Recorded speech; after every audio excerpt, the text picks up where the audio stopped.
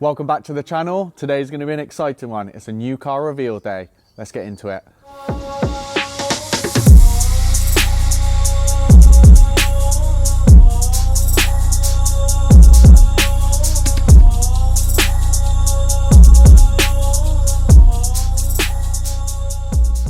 So here it is then, my BMW 1 Series. It's a 118i M Sport, so a 1.6 litre turbocharged engine. So on first impression, you might be like, what's wrong with it? Wow.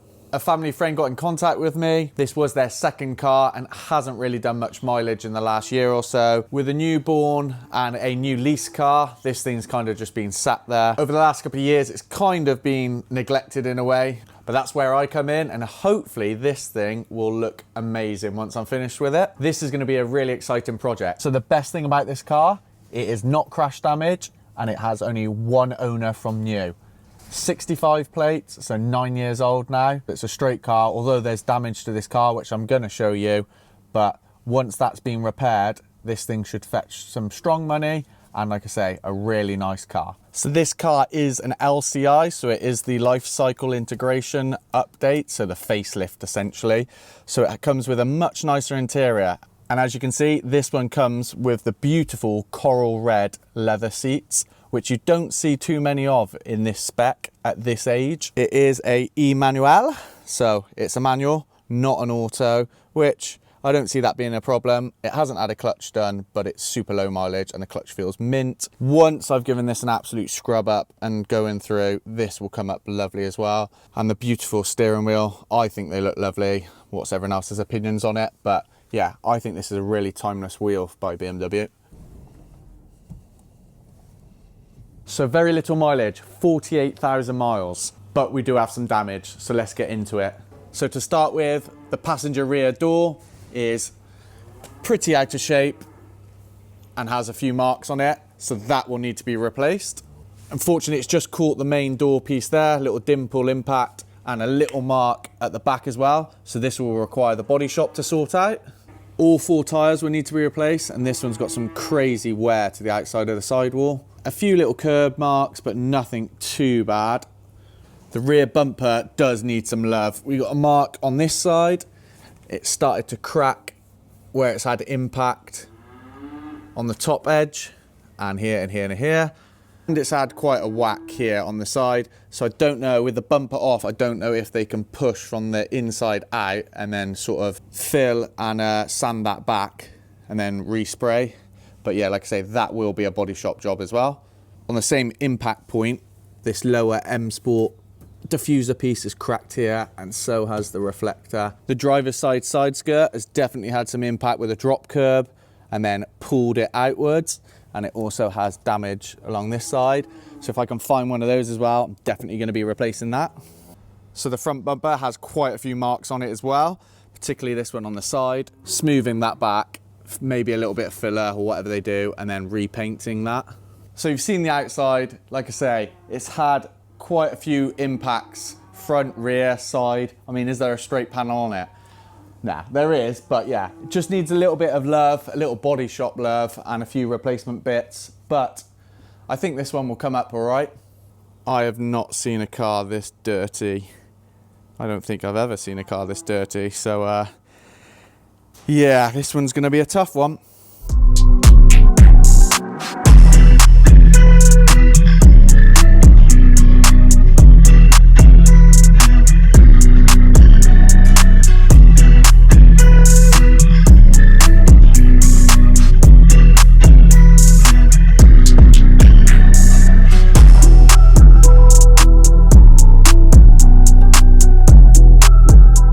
There are other issues with this car. Apart from the bodywork, there is also issues mechanically. I don't have any aircon at this moment. The car has been in for diagnosis last year, and they have said that it was the aircon condenser, so I will look down that route first.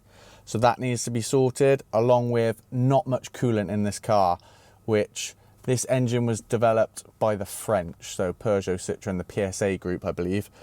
It isn't the most reliable, and there are quite a lot of common oil leaks and coolant leaks. I've already had a look and I have found a coolant leak, so I will need to get that rectified. First coolant leak I found is from the turbo coolant pipes, which are here, and it looks like they're leaking on these O-rings, so it's gone all crusty and minging down in here. I'm going to try and do a bleed of the cooling system myself, and then see if there's any other coolant leaks once those O-rings have been replaced. And also it is minging underneath here as well, so we got a ton of leaves, load of grime, minging.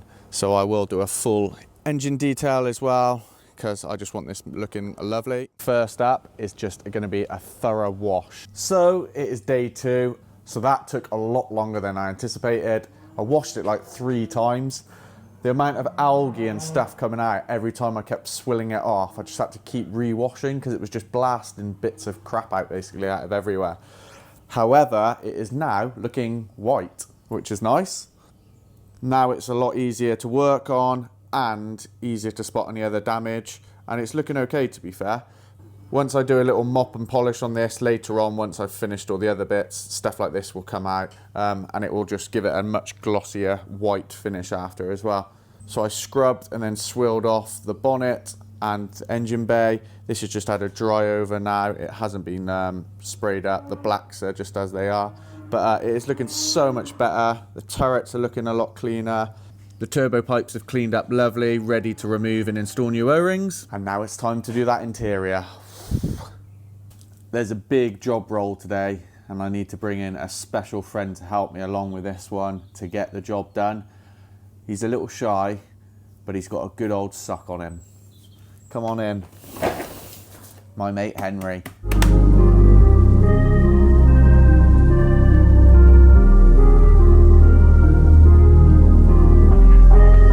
The boot is done. I think I'm going to get the back seats out of this and just vacuum in down the creases, because I'm sure there's going to be a ton of stuff wedged down behind there.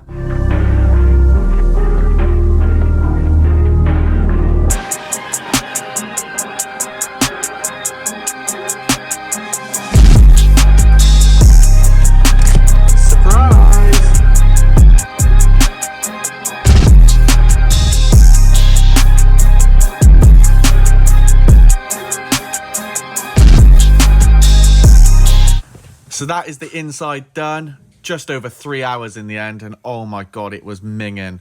As you've seen, the seats are being out, back and front, the coffee cup areas, the door shuttles, everything's had a clean up.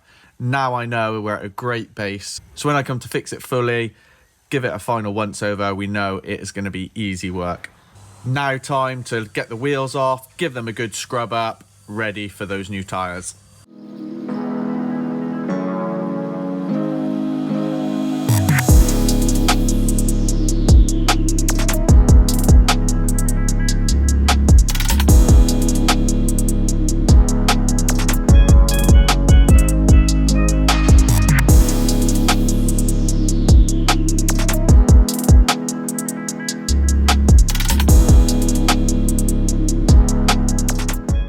Black grille or the original chrome grille? I feel like it needs to go black. Bumpers off, in the van, off to the body shop it goes. With that bumper off, I've just tidied up those V-brace bars, given them a little bit of paint, a little bit of satin black. I also have a new side door that's just arrived, so I'll get onto that at a later date, but it's looking good, no dents compared to this one here. Next up is going to be replacing those little O-rings on that turbo coolant pipe. Fingers crossed the little Torx bit undoes. I cannot see any other coolant leaks, so we'll start there. I've got to get the radiator off anyway to get to the aircon condenser at a later date also. So I'll refill the coolant system, run it up, and then we'll know definitely if I fix the issue. So I'm going to have a go at removing that little Torx, E-Torx there, and then hopefully these two pipes should pull away from the turbo. Right. E8 it is. Fingers crossed, toes crossed, everything crossed that this comes out. Oh yes, you beauty! I have to try and pry these hoses off. Ah, here we go. Wiggle, wiggle, wiggle. Are we going to get a leak? Guessing we are.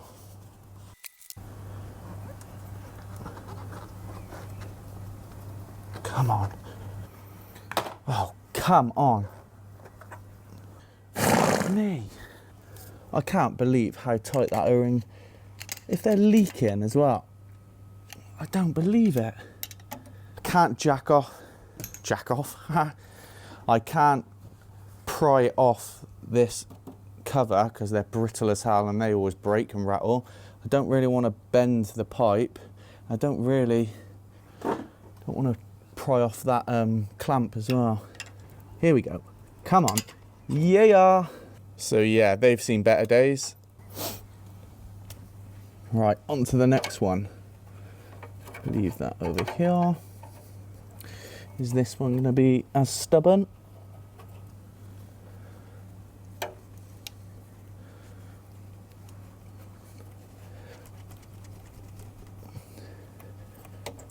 Yes, that's the way to do it. So that is the O-rings, and they're literally just crumbled away, like nasty. Look at them, they've gone all brittle. There's a load of cracks. If you can see, the camera might just pick them up. But yeah, 2 new O-rings to go on. Sorted. Little hack, some little goo pots or other little desserts from wherever you may shop. Wash them out after, and then they're perfect for little handy storage containers. Also have a brand new cap. This has a little pressure relief valve built into it, a couple of O-rings on the outside. When looking at this project, I did a little Google search at most common problems, and because I knew I had a coolant issue, I also thought for a couple of quid it'd be best to get a brand new cap on here so I know it's venting correctly, holding pressure correctly, so when we come to bleed this back up, fingers crossed, we have no problems. Right, next up is going to be getting this bumper off. As you've seen, the front has already gone to a body shop. I've had a couple of quotes now. A couple of body shops aren't interested in even repairing this bumper, and a few others have just given me a pretty crazy price. Quite worrying times with everything now.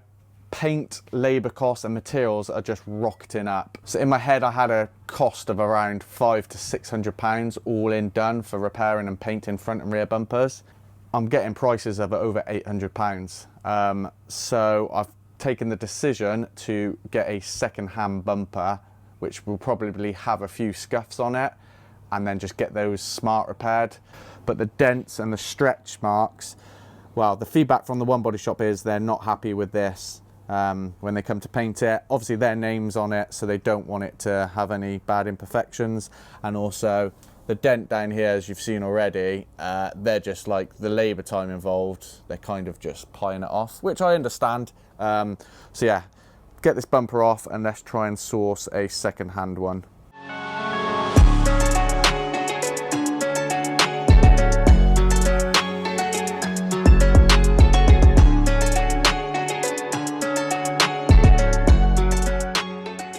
So that is the rear bumper off. Now to get searching for that new one. Perfect time now to end this video right here. Super excited to get this back together. There's not too much to do. Fingers crossed, as long as the cooling side of it goes all right, we are on the home straight, I hope. Once this has had a little polish up, this white should really pop as well. If you haven't already, give this video a like for me, please. And if you're not subscribed to the channel, even better, give me a sub, please. That will help me massively. As always, thank you very much for watching. Stay safe. I'll see you in the next one. So the sake. And as you can see, mold and algae started to come out.